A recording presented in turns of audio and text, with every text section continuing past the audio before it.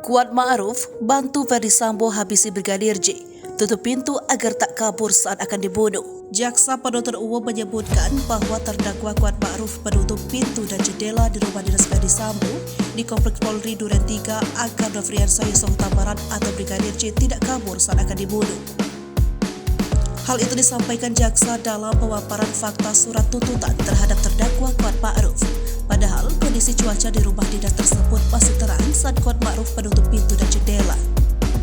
Benar terdakwa Kuat Ma'ruf sesuai dengan pembicaraan dengan saksi Ferdy Sambo mengenai perannya langsung menutup pintu bagian depan untuk meredam suara dan menutup akses jalan keluar apabila korban Nofriansah Yosua Huta Barat melarikan diri. Ungkap jaksa dalam persidangan di Pengadilan Negeri Jakarta Selatan, Senin 16 Januari 2023.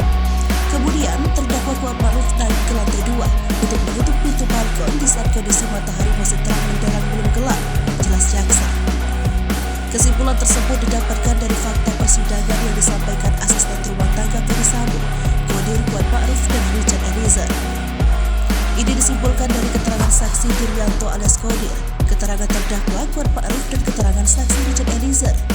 Ucapnya, diketahui Kuat Ma'ruf didakwa melakukan pembunuhan berencana terhadap Brigadir J bersama Ferdy Sambo, Putri Chandrawati, Richard Eliezer atau Baradae, dan Ricky Rizal atau Bribka RR.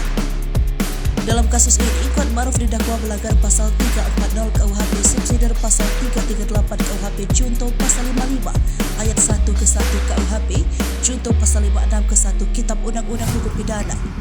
Dalam dakwaan disebut Baradae menembak Brigadir J atas perintah Ferdy Sambo yang saat ini masih menjabat sebagai Kepala Divisi Profesi dan Pengamanan Propam Polri. Peristiwa pembunuhan disebut terjadi lantaran adanya cerita sepihak dari istri Ferdy Sambo, Putri Chandrawati, yang mengaku dilecehkan oleh Brigadir J di Magelang pada 7 Juni 2022. Ferdy Sambo kemudian marah dan merencanakan pembunuhan terhadap Yosua